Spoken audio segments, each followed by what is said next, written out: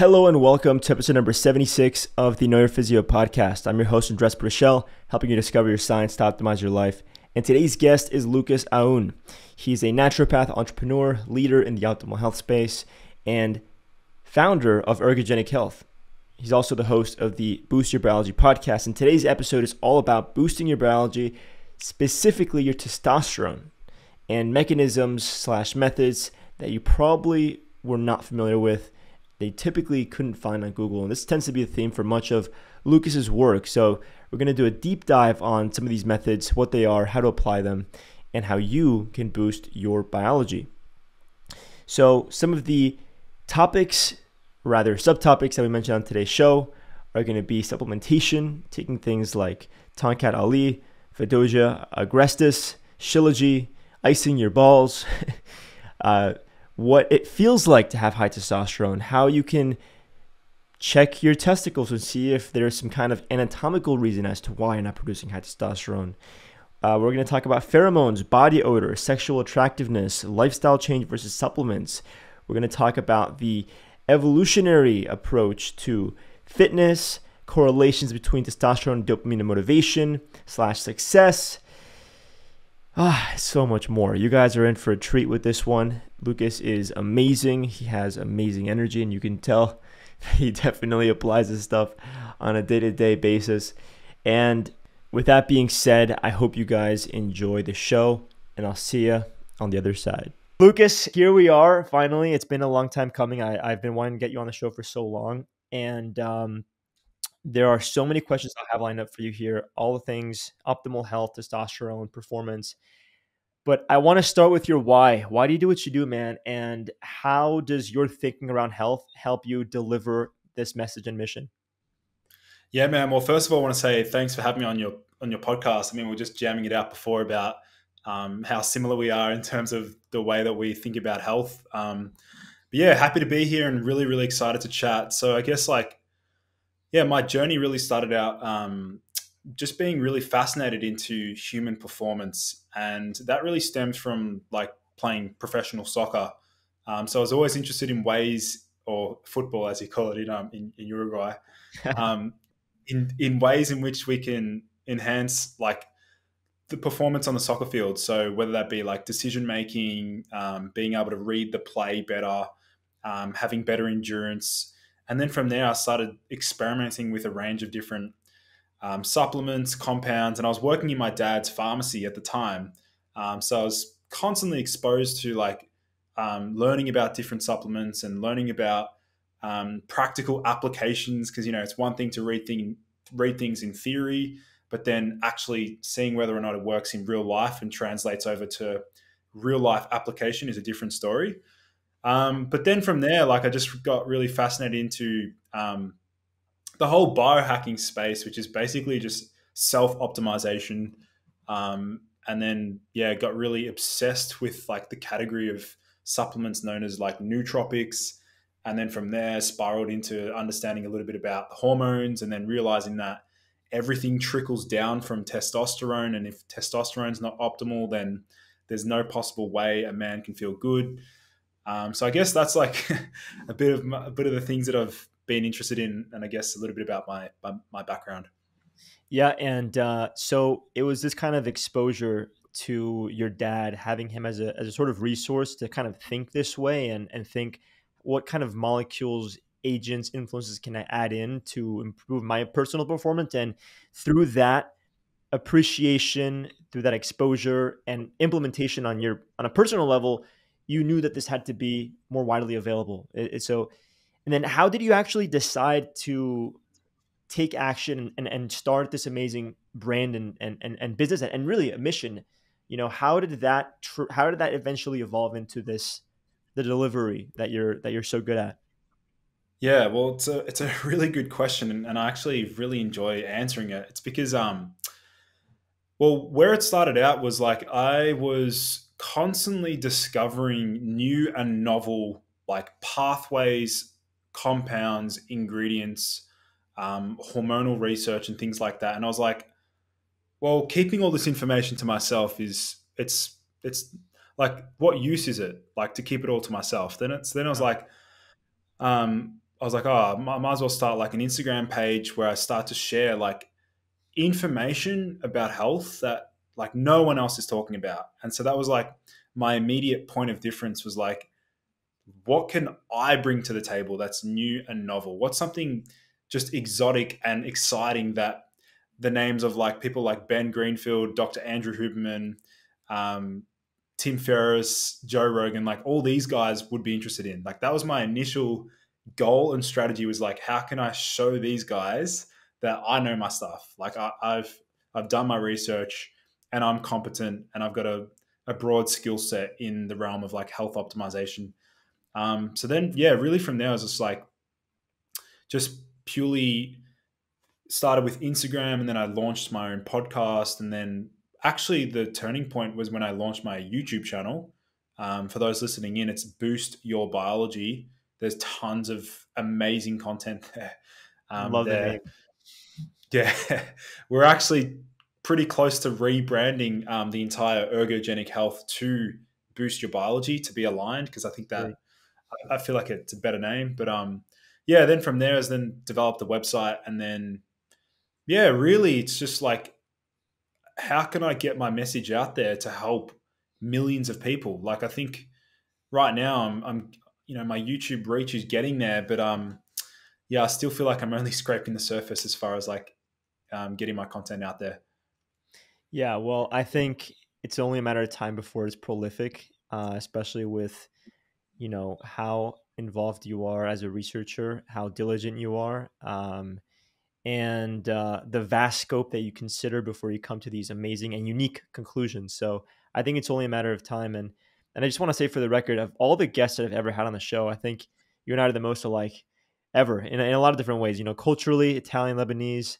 We're both athletes early on, both fascinated by our parents in the medical field and inspired by them, implemented these kinds of, this way of thinking to on a personal level, looking up to these amazing figures and helping people get their hands on stuff that is tough to find elsewhere. And I'm sure a lot of the stuff that we're going to cover today is going to be some of it common knowledge, but I expect you to take us through the rabbit holes that are essential in making that difference and really optimizing our health.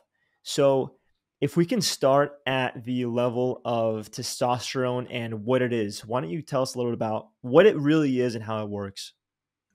Yeah, well, I guess when I was uncovering like different pathways to optimize performance, I quickly began to realize like the significance and importance of maintaining very high levels of testosterone. Now, to put it simply, testosterone is a sex steroid hormone that's produced both in men and women, but predominantly it's in higher amounts in men. And most people assume that testosterone is related to just like aggression or the roid rage hormone, for example.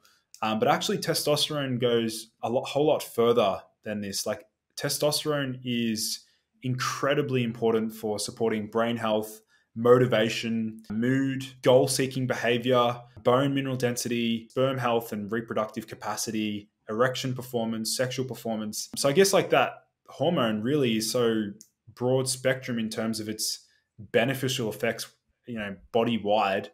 And so I think a lot of men don't understand just how important it is to really ensure that their testosterone levels are as high as possible naturally, and to avoid many of the factors and things that actually have a negative effect on testosterone production. Right. And so that's a curious point there. So you said maintaining these levels naturally. And that's for a lot of people, it means different things, right? Because, you take guys that are older and they get this decline in testosterone, which we can spend a whole day talking about. But, they'll take supplemental testosterone, they take exogenous, sources of testosterone. Then you talk about, we can talk about the supplementation, right? You're taking very unique nutrients and ingredients to boost testosterone. So how would you define natural, in terms of improving and optimizing testosterone?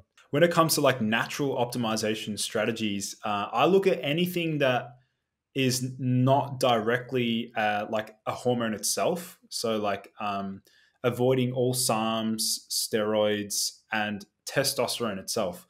So we're looking at strategies. When I say like natural strategies, I'm looking at nutrition, lifestyle, sleep, vitamins, minerals, and natural herbs, and also some supplements and amino acids. Like that's sort of what I would consider like natural. So I guess like, yeah, really that's like the key part to it is like, what are some of the things within our reach that we can implement to really optimize our levels as high as possible naturally? As far as introducing these kinds of approaches, influences, supplements, etc., are they going to have a negative feedback loop of any kind? You know, like by adding these things in, is your endogenous production? I mean, I know that the way that you see it and your approach is typically going to be, you know, boosting the endogenous, but are there any things that you recommend that can have a negative effect on endogenous production, if that makes sense? Yeah, so like the way I like to approach it is like, we want to provide the body with all of the nutrients and vitamins and minerals, plus some other additional like supplements and herbs that actually work on the enzymes that actually convert the cholesterol that our body produces into pregnenolone and then eventually into DHEA, testosterone, progesterone, things like that. So I like to look at it as far as like, we want to provide the body with, I guess you could almost call it like enzyme stimulants, or things that actually upregulate different enzymes that actually promote natural production.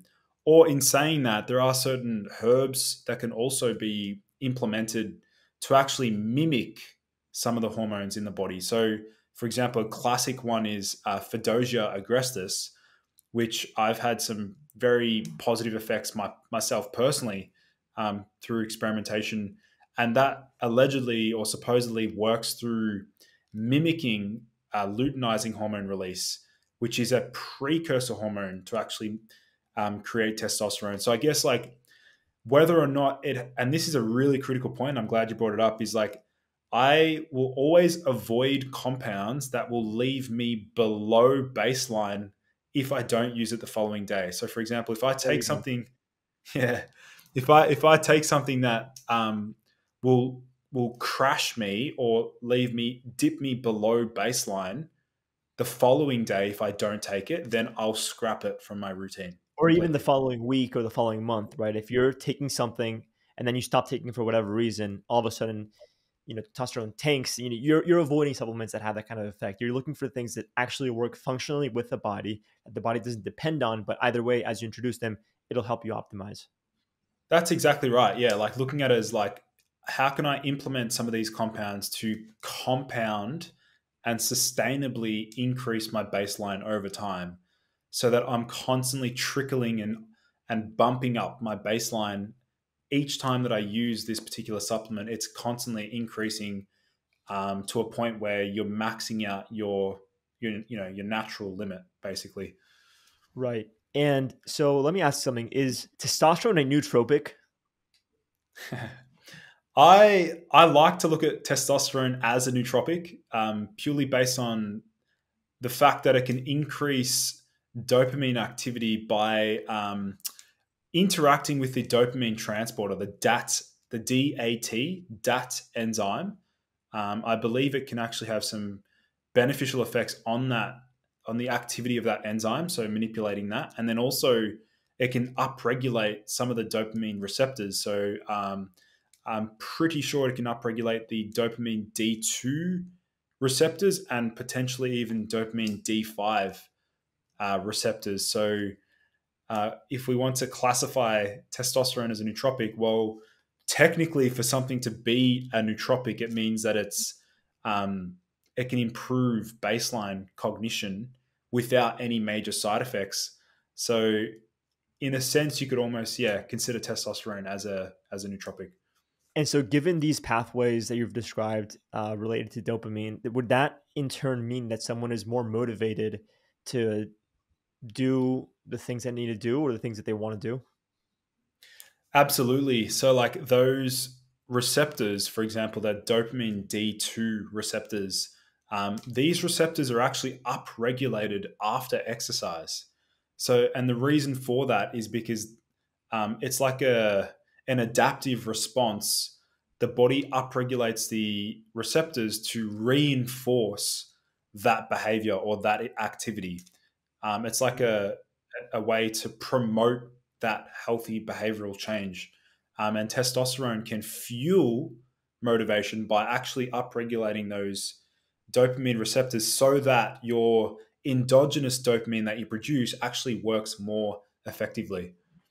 And by fitness, I mean, I know that we're speaking about physical fitness, but if we speak about fitness at the evolutionary level, right, being able to fulfill your niche, doing the things that only you can do successfully, that sort of thing, progeniting or producing offspring, all things considered that someone needs to flourish and survive and stand out by being uniquely you. Is that the kind of fitness that we're alluding to in addition to physical fitness?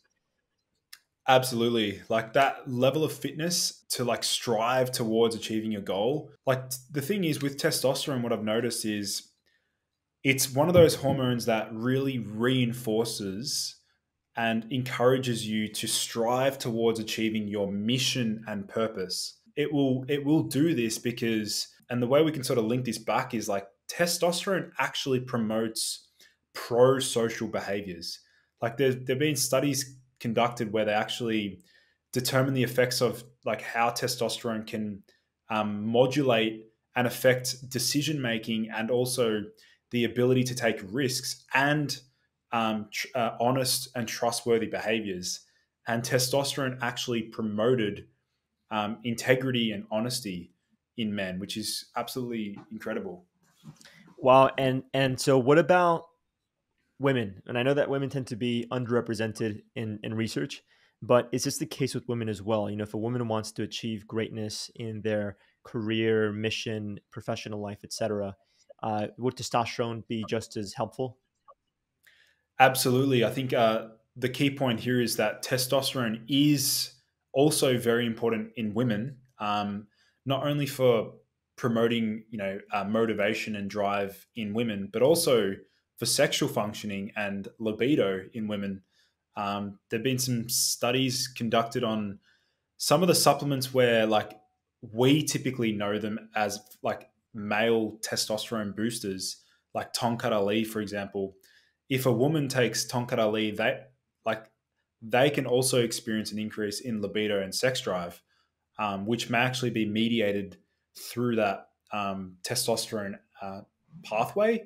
But also, like this, the other beneficial effects of some of these herbs is that they also, as we're starting to realize that a lot of these herbal medicines, because we don't fully understand how they actually work in the body, we've got like theories. But what I truly think is happening is that when when most guys use testosterone boosters, like for example, Cistanch, Pine Pollen, Tonkat Ali, Tribulus, they may be misidentifying and misunderstanding the beneficial effects of that herb.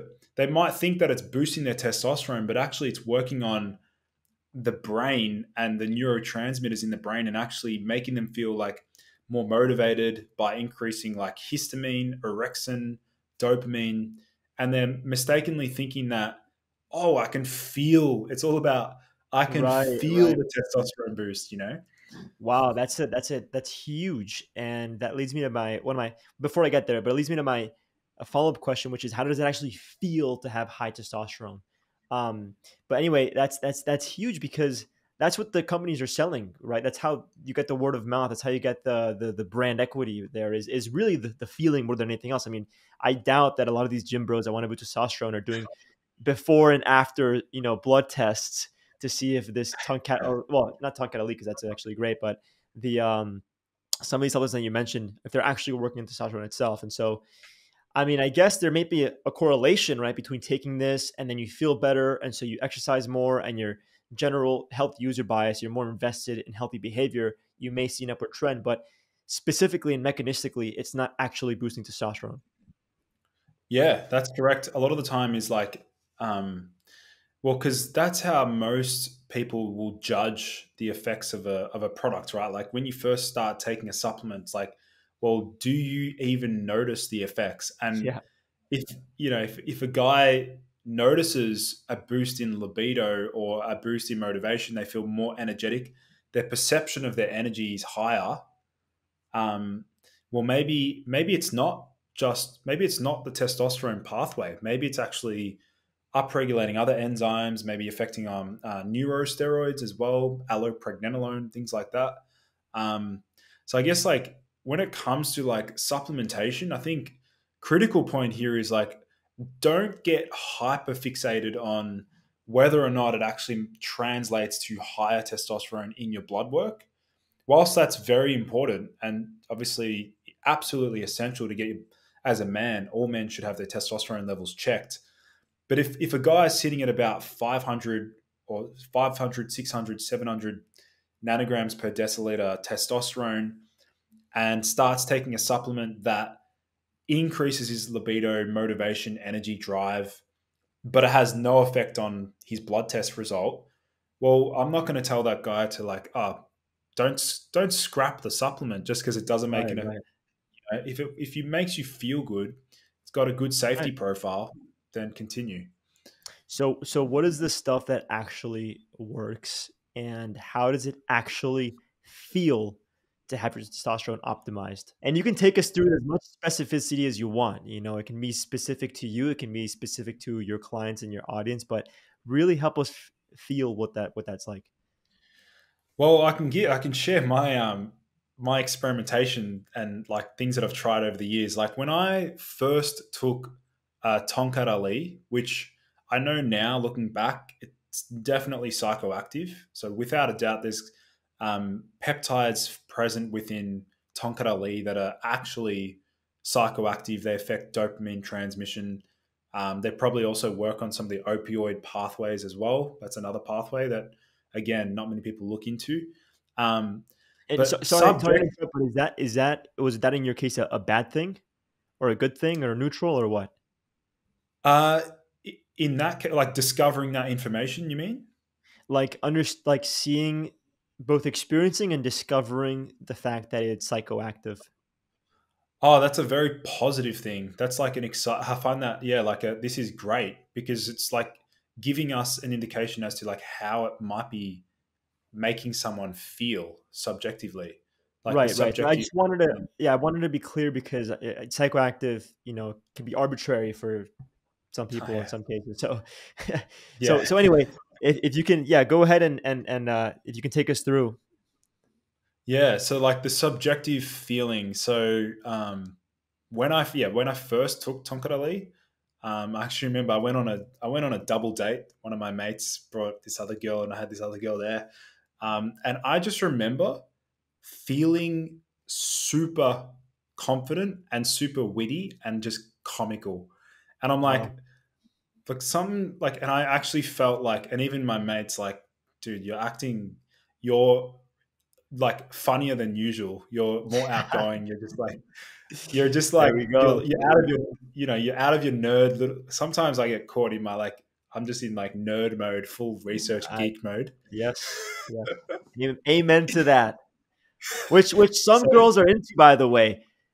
I guess Sapiosexuals, you know, like, hey, some girls are into it, and then you gotta switch gears sometimes. But that's sexy to a lot of people, man.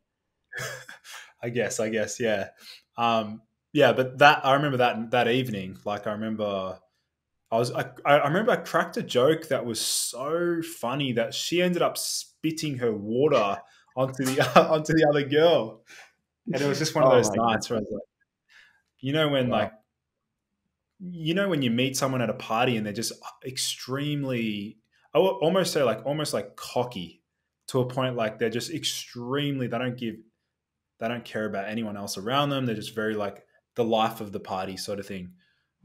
Yeah, um yeah. You know what? There was actually a guy that I had on the podcast way back who's a professional voice coach, speaker. His name is Per Bristow. I think you would love his work. And one thing he taught me was that to be a great speaker, to make great conversation, one of the best qualities is to leave room for spontaneity. If you mess up, if something happens, what you have to leave that room to just have fun and be present and live with whatever it is. And I think that's in a way a form of confidence, and that no matter what happens or what you say or what you do, you can either correct the course or make a joke out of it or have fun. And I think that testosterone affords you that flexibility in a way, high testosterone, high level of confidence, and it makes those conversations more engaging, more memorable, and more fun. And I think cocky can have a negative connotation. I understand what you're trying to say, but I have certainly had times where, for whatever reason, one day I feel jacked up with testosterone, and I end up being like the life of the party or the friend group that I'm with. And I've seen it in other people too. And there's nothing like that feeling. It's a feeling that everyone should enjoy at least a few times in their Oh life, yeah, right? So 100%, great. man. Yeah. Yeah, and even as part of that, I'd say like that feeling was all about like I fully back myself. Whatever I say, I fully back myself. I'm so like reassured with what I say that I'm right. It's all, I guess you could say it can come across as a little bit arrogant to a Yeah. degree sometimes if you, but that's where the self awareness comes in and be like, right, like I need to like modulate my level of confidence here because if I'm just overstepping that, then it can to people who don't know me, I can come across as arrogant. So be careful. Right. Right. Yeah. And what can you say on behalf of pheromones in a situation like that? Like, you're behaving that way, right? But do women or I'll say the opposite sex because, as we mentioned, this is true to men and females, but does this come off that can they pick this up beyond what they see and experience in that fashion and like the visual, audio kind of format? Like, can they actually smell the testosterone in a way? Well, I'm so glad you asked this because when I started taking fadogia agrestis, I noticed that my sweat smelt I just stunk. I smelt differently. Like it had a completely different BO smell. Wow. And was that something that you were cool with and willing to to walk around with, or did you spray it off, or what do you do in that kind of scenario? How did you know it was a good thing? Well, okay, the reason why I knew that was a good thing was because I was also matching some of the other symptoms that I started to experience when I started taking Fadogia. So, like, this has without a doubt increased my energy. I feel like my libido's gotten even higher. I felt like I was like a lot more confident and outgoing. And then I'm like, okay, so these are some of the effects that I'm noticing whilst I'm also starting to stink differently, which is crazy. But I completely like this is a pathway that a lot of guys would just be like, there's no correlation there. Like you're probably overthinking it. But I truly do think it's possible for, and I know guys that have used steroids and pro hormones and things like that, they have noticed their body odor smelling differently or they have a different scent to them. I truly do believe it's possible with supplementation as well. Yeah, there's I'm gonna try to find this study and link to it in the show notes, but there's a study that I had the chance to dig into a while back where women were they had to smell like sweaty towels from a number of male gym goers that were on a treadmill for I don't know 30 minutes whatever, and they actually made it so that um their some of their family members, men in their families, were also on these treadmills, right? And then they were asked to rate the smell of the sweaty towels, whether it was strangers or family members. And the strangers always had quote unquote better smelling towels. And they basically the study makes conclusions on the influence of pheromones and how powerful they are at influencing behavior and perception of the opposite sex. So, for example, in the case of the family members, it smelled the sweat smelled very very bad, and it's something that's deeply ingrained in our you know biology. It's an evolutionarily preserved mechanism to keep us from mating with members of our family. We think that they smell bad, we're unattracted to them. The pheromones play a role in that level of attraction. And so I'm sure that this in a way is related to what you're saying, which is if you can take things that boost your testosterone, that change your hormones in a way, you're going to smell differently. And I'm sure that that's going to have some influence um, between the perceived level of attraction, whatever. So fascinating stuff. I'm glad I asked. So beyond this, I mean, are these things that anyone can experience with supplements, or does there need to be a lifestyle change, involved as well? Like how much weight does the lifestyle hold versus the supplements from your experience? Yeah, so the way I like to look at it is addressing the foundational things first, and then supplementation can come on top as like the cherry on top, basically. So addressing sleep, nutrition, exercise, and sort of like stress management. These are like the four pillars that would really have a dramatic effect on a man's level of testosterone production. So even something as simple, and I've mentioned this before, is like the temperature of a man's testicles can have a dramatic effect on sperm production and and testicular function as well. So that's also something that I've mentioned before. And can you tell us what are some things that influence the temperature, both positively and negatively?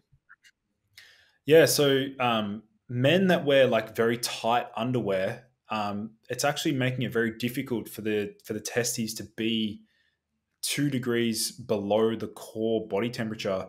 And just by being elevated, the testicular temperature, when it's elevated, it can severely affect sperm production and even testosterone production. So I guess men who are looking to optimize their hormones really should make sure that their testes are kept cool. And one strategy to, I guess, overcome some of life's challenges as far as keeping the testes cool. For example, even sitting at a desk like all day can increase the temperature of the testes. Driving in a car, exercising intensely, like What these about can all keeping your elevate. phone in your pocket or near your pelvic area? That's another one as well. Yeah, for sure. And I know the Like these, EMF has an influence too. So yeah, it's a double whammy. It's a double negative on yeah. testosterone production. But yeah, and then simply icing as well, like applying an ice pack to the underwear, not icing directly the skin, but applying the ice pack to where the balls hang in your underwear. Like this has a very profound effect on libido, sexual functioning, sperm production, and potentially even increasing testosterone levels as well.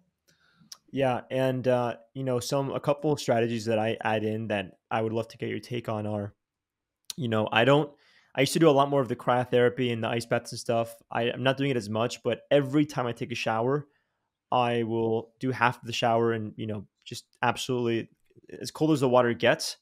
And I have like this routine, and like half of that half, a quarter of that routine is literally just letting the cold water, get in that area and cool things down. And I've learned a while back that the reason why the testes are protruding from the body, the reason that they're outside, is because it's the ideal. It's because it can help you um, see that decline in temperature to the point where it's optimal for testosterone production.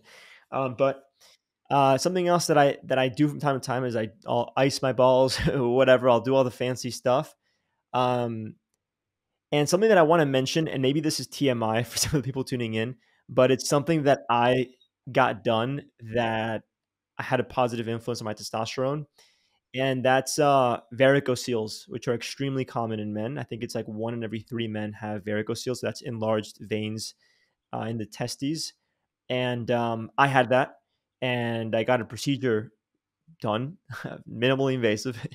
But it's if you look at the research, across the board, um, it seems like it increases testosterone. And call it placebo, I don't know what, but I definitely felt a lot better after that procedure.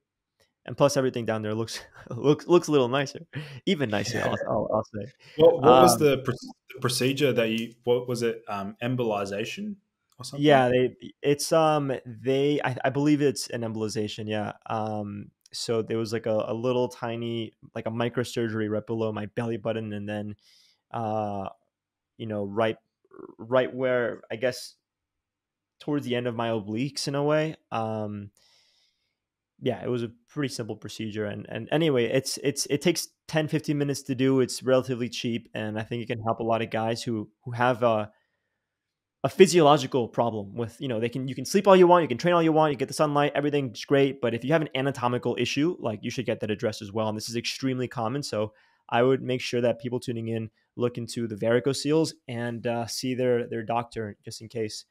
Um, so That's what a, are some other, yeah, I might actually, add to that. That's a really, yeah, really important point that you bring up. A number of men are walking around not realizing they actually have a varicocele, and this can significantly affect testosterone production, massively lower testosterone yeah. production and sperm health. And I guess maybe for men listening in, if they want to like do like a self diagnosis, like obviously it's too much TMI, but Ah, actually it's cool at this palpating. point. Yeah, I guess so. Is actually palpating and feeling your ball sack and where the veins that drain back up to the body. Is that what you said? Sort of felt like Yeah, a bag of yeah. worms. Yeah. That's it's the texture is like a bag of worms, and I hope that whoever's visualizing this, whether they're driving or whatever they're doing, that they enjoy this visualization. But seriously though, I mean, either the men tuning in or their partners, I would definitely try and get some good information and get the help if you need it. Like I said, it's extremely common, and there's different grades. I actually had a very high grade for my varicocele. It was very evident. Um, and uh, and yeah, I had to get it addressed. And another Did it thing, by affect the way, your testosterone? Did you have your testosterone checked around that time? so so the thing is that I was younger, and the way I like to think is that every month I'm getting healthier. So there was a bit of an upward trend. I don't know if it was necessarily that. My testosterone is either way. It's a very, very, very high naturally. Um, so what I wanted to mention is how the some of the things that we recommend to improve testosterone. I mean, one of the biggest things is exercise, right? Doing very high intensity exercise, weightlifting, that kind of thing. And believe it or not, if you do have a varicocele, doing this kind of high intensity exercise, and especially doing like holding your breath to engage your core muscles and such, like that kind of breath hold and lifting heavy weights can actually make a varicocele worse, therefore decreasing your testosterone. So I really want to stress the point that guys should get checked, and they should check themselves. Um, because there's a lot more to testosterone than just what we can do from a lifestyle and nutrition perspective. There's anatomical things that need to be examined. Yeah, absolutely. Sweet. So what are some other habits that you would say can improve testosterone, and how do they actually feel? Yeah, so I'd say like looking at it from like a nutrition perspective. I know we're coming to the end of the Liver King and his ancestral tenets, and in Oh saying my god. all that, Yeah. his approach to nutrition, including organ meats, eating mostly an animal based diet, and actually now I'm leaning further towards like carnivore MD Paul Saladino's approach. Including fruits and and honey and things like that into his diet to optimize hormones. If we're looking at like general population, a man who wants to know like what foods should he be eating to optimize his testosterone levels as high as possible naturally, um, ultimately it's going to come down to, yes, eating a lot of animal products, animal based foods, organ meats, steak, beef, chicken hearts, beef liver. Um, you don't have to eat testes, but it is a good source of Like supports like. protein. Yeah, Exactly. so you know what? Can we touch upon that for a second? Why does eating testes? How does it improve testosterone? Does it actually have an influence on testosterone production? Well, eating like an animal's testes would give the body some of the precursors and cofactors to actually produce testosterone. So I'd imagine there would be some And probably this is a undiscovered. fact. Yeah, yeah. Okay. There would be undiscovered peptides and compounds present within like a cow's testes or bull's testes that we don't even know about yet. That's probably going to have a beneficial effect on human anatomy and human biology. So I guess in saying that, yes, it's going to be rich in some of the precursors and cofactors. But if a guy like just the average guy looking to optimize his hormones, animal-based products are going to be absolutely essential. Cholesterol-rich foods are also beneficial. So eggs, also seafood, plenty of oysters, fish. Um, these are all beneficial, and then including sufficient amounts of carbohydrates. Now, this will get debated quite a lot in like the keto community. You'll see guys that have been on like a very, very low carbohydrate diet, and they'll tell you that they feel great, and they might be able to feel great, but if you look at their blood test result, there's a pretty good chance that their free testosterone portion is going to be low because of the high sex hormone binding globulin or SHBG Right. that And by occurs. the way, so if you can quickly define free testosterone, but then I'm so glad about that because I have actually a personal experience with SHBG that you would like go crazy about. So why don't you tell us what free testosterone is and what that means beyond Yeah, total so testosterone? yeah, for sure. So the body produces a total amount of testosterone and it circulates in the blood. And there's a binding globulin known as sex hormone binding globulin, SHBG, which actually binds to not only testosterone, but other hormones in the body. DHT being another hormone, estrogen being another hormone. And so one of the functions of SHBG is to actually render or actually act as a carrier. There's debate whether or not SHBG, like what is the actual function of SHBG, but what we do know is that it will bind up a lot of the testosterone, and then what we're left with is the free portion, which is known as the free testosterone, and it's that free testosterone value that what we believe to be the active portion of your total testosterone production. Um, Right. and it's that free testosterone that really exerts a lot of the beneficial effects in the body. Right. So here's my little anecdote, and it's that there was a period of time, maybe 6 months ago, where I had just moved to New York for 3 months, and it was just very different from the lifestyle that I was used to. It was crazy busy. I had a lot going on. I had to just like figure out this new life, and so as a result, I wasn't exercising as much as I was used to, and because I wasn't exercising as much, I was so focused on like the mental and the business.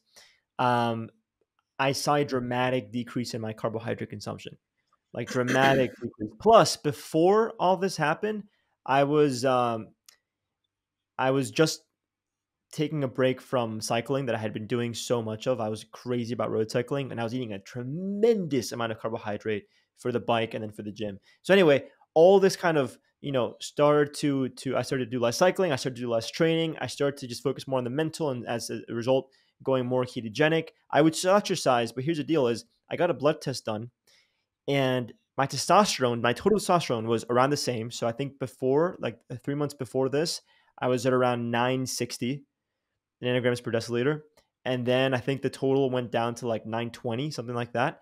But here's the thing: the free testosterone went way down, and the sex hormone binding globulin went beyond the normal range. Like up to, I forget what the units are, but it was up to like 60 something. So I think the standard range is like what, like 20 to 50 or something like that. It went way high, and I swear I couldn't figure out why that was. I was like, man, like what is it? What's going on? Whatever. I started seeing like a functional medicine doctor, like, and couldn't figure it out. And I think it came down to the carbohydrate because now, for example, I'm eating way more carbs. I'm eating a lot of fruit and honey. That's where most of my carbs come from, believe it or not. And I feel amazing, dude. And my blood work reflects how I feel. I feel amazing. My testosterone is back up. So yeah, test, don't guess, and eat your carbs. Absolutely. And do you know how many grams like you'd be getting per day roughly for the carbohydrates? Yeah, that's a great question. I would say when I was more on like the low carb approach, again, just to keep my glucose as stable as possible with the low level of physical exertion to keep myself super clear, and I was probably eating less than 150 grams a day. Like probably like 100 grams a day. tops, Wow. tops. Honestly, And like not. training. And I was training 3 times a week, but not as intense as I was used to. Um, so yeah, dramatic decrease. And bro, when I was cycling hardcore and lifting, and I was like in just ridiculous shape, there were days where I got up to 800 grams of carbs.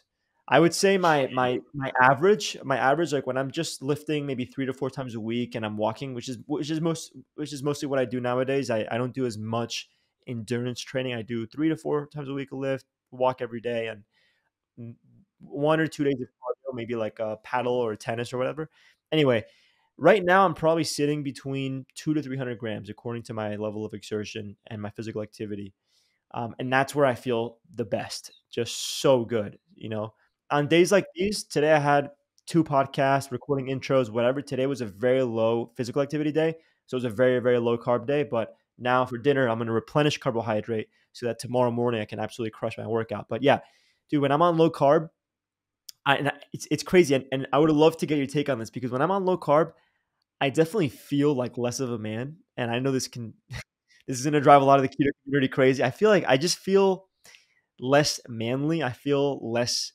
I'm definitely not as strong. My glycogen stores are way lower. And bro, my voice changes. Have you noticed that too? Have you noticed that like the days that I don't get good sleep, that I'm on low carb, that I'm stressed out, my voice is the pitch of my voice is a lot higher. On days where I get great sleep, awesome workout, whatever, my voice is deeper. I'm more relaxed. I'm more confident. But I really notice it in my voice. Absolutely. I've actually, well, it's funny you bring that up because I've actually noticed the voice deepening effects of icing, and then also a herb which is really popular in traditional Chinese medicine, known as deer antler, which I don't know if you've ever Yeah, yeah, yeah, of tried. course. Yeah. When I first used that, I within 2 hours of dosing, I was like, my voice is deeper right now. Like I can Yeah. distinctly notice this. Yeah, yeah, Like, yeah. and then next minute I started growing antlers, and I just turned into a. You know what's crazy? You know what will shock people? And I apologize ahead of time to Ben Greenfield if he's tuning into this episode. But if you go way back in time and listen to Ben's earliest episodes versus now, either way, he was a full grown man, an adult in his mid 30s. Dude, his voice between his first few podcasts, when I imagine he was doing more of like the triathlon stuff, the crazy endurance races, whatever, and definitely had lower testosterone versus now, dude, it's a different person. It's a different person, man. Um, that's unbelievable. That's unbelievable. Any other honorable mentions in terms of supplements? What about shilajit? I've heard a lot about shilajit. I've tested it. I love it. But can you tell us what your experience is like, and how it works mechanistically? Well, I can very vividly remember my first day trying Shilajit. It was second year university. I was studying exercise science, and I remember taking it just before arriving to my local train station. And I remember when I parked my car and I was walking up to get ready to catch a train, I distinctly remember a specific um, a vibrational buzz that I got in my inner chest, like heart. You could call it chakra. I'm getting Yeah. very spiritual here, but Yeah, I yeah. actually noticed a very profound grounding effect. And then also when I arrived at university, I was like, I just used the word uni because I just you guys No, heard me no, we use we that. no, we got it. We got it. Yeah. Um, yeah, I remember arriving at there, and I was like, uh, I feel like I'm operating at not at a higher intensity, not at a higher like motivation, not like a very excitatory like dopaminergic thing.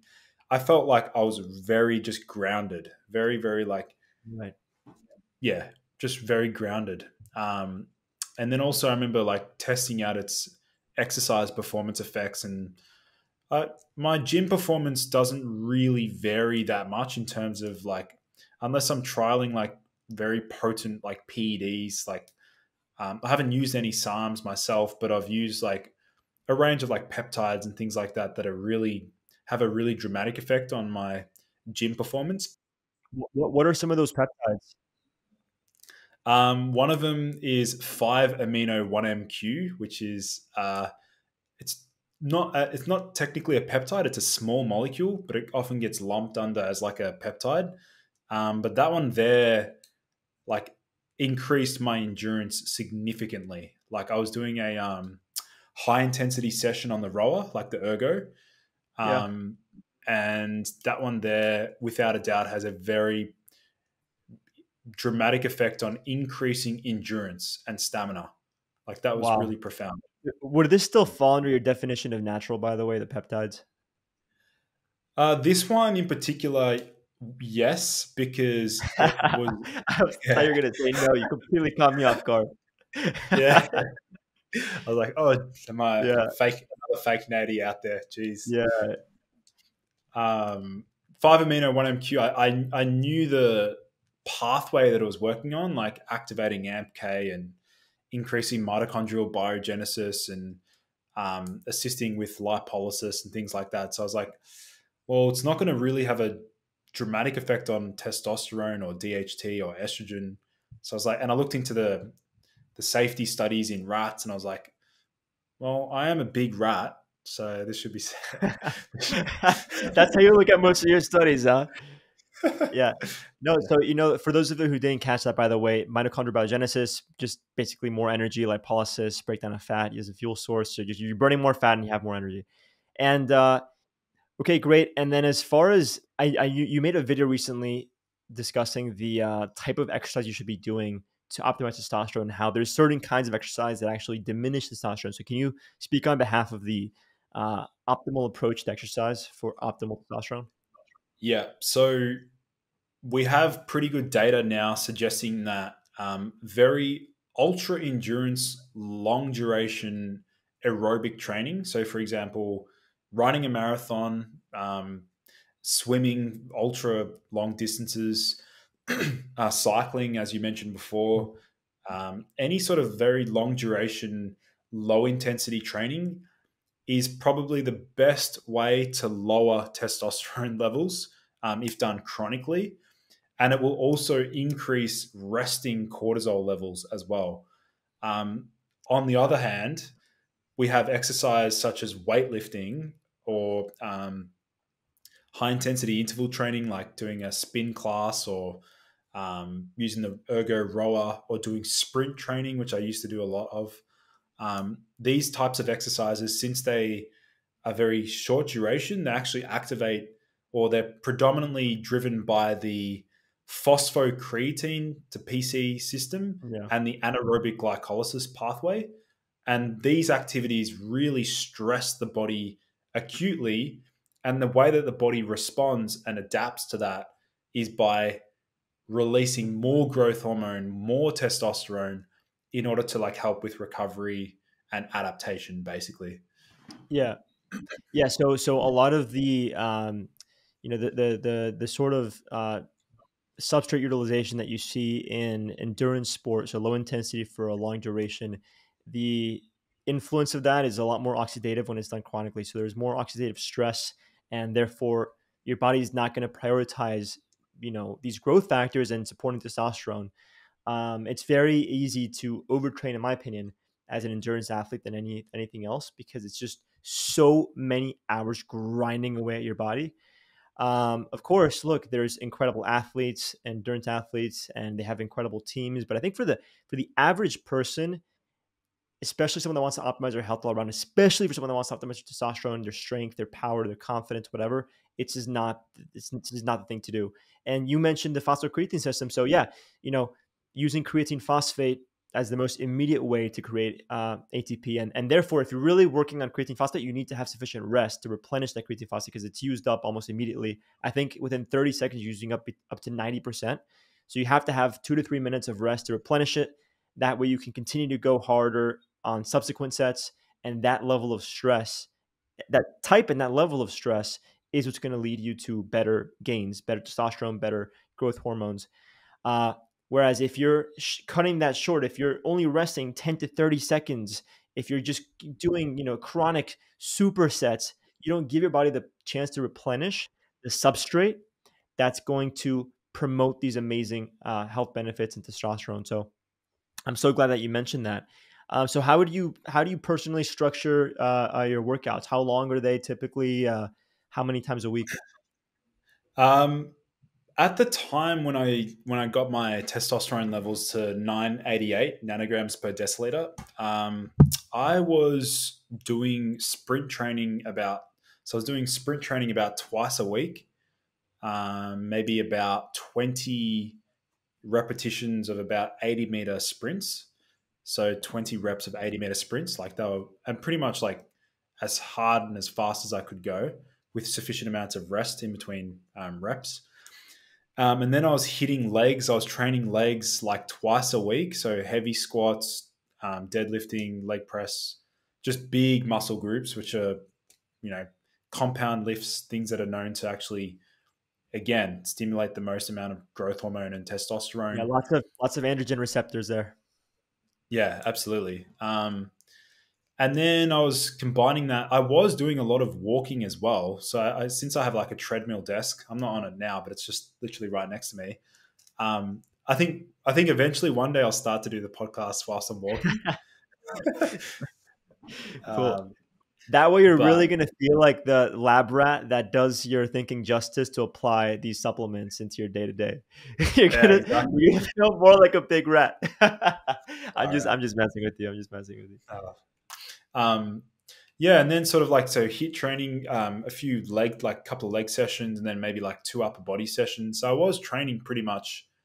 I only had like maybe 1 or 2 day rest days during the week, but that again was because pretty much everything else was dialed in. Like I was pretty good when it comes to like sleep.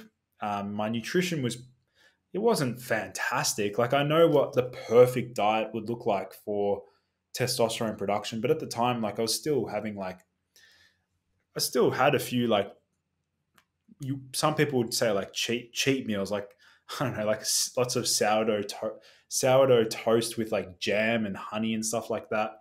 Oh It was yeah, fine because I was just burning it off. Like it was not a big deal. yeah. Your insulin sensitivity Um, was super high, and you're using up your glycogen stores every single day. So yeah, yeah, exactly.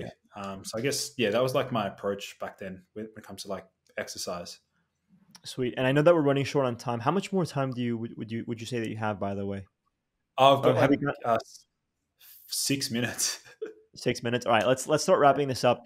Just a couple like Q&A style, quick questions here. So, um, we've talked a lot about supplements. Is there such thing as too much supplementation? How do we know when it's too much? The way I like to look at it is if your blood work, and it really comes back to blood work here, if your liver enzymes, your kidney function, your full blood count, FBC, FBE, if all of those are within a healthy range and looking normal and fine, and you're subjectively feeling pretty good, and let's say you're on like 15 to 20 different supplements, but your blood test results actually look pretty good, I would say there's probably a pretty good chance that your body is coping absolutely fine with those supplements. And it's ironic because a lot of those supplements that you're probably taking, like what I take, like for example, taurine, I know taurine has a beneficial effect on improving liver function and kidney function. So, like, I'd more likely be more unhealthy without these supplements, to be honest. And what about athletes taking optimizing their hormones with these kinds of supplements? Do you think that's ethical? Uh, Geez, I mean, when it comes to like performance enhancing compounds with athletes, I mean, I'm pretty much like all for the use of of these compounds, provided that they're used safely. I'm all about safety and harm reduction. And I think some of these compounds, again, like a lot of them they're actually very safe. It's just that a lot of athletes who compete just probably have never heard of them. Like I've got my own list of like 2,500 different ingredients and compounds that like 90% of them would be approved and not banned and very, very effective, but they just don't know about them. Right, right. And last question for you here before we wrap everything up. By the way, I think it's essential that at some point we have like a part two, because there's so many questions that we didn't get to, and the energy here is sweet. I would love to have you back on the show. Um, what is this decline that we're seeing in testosterone? Is it natural or is it unnatural? I know this is a whole can of worms that I just opened, but if you can summarize your thoughts, should men see this rapid decline? Is it natural?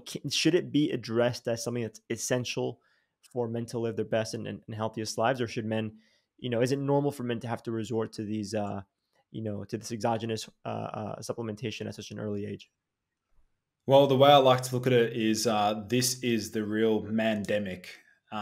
It's a really really big problem, and I think that men should consider it as like their top priority in life if they're wanting to thrive and cope with life stresses, whether that be having a family, running a job, working for someone else, having good levels of energy and motivation, being able to train every day. Like it is tough to do all that. If it's basically impossible to cope and feel great as a man with low testosterone trying to accomplish all those things. Like it's very, very difficult.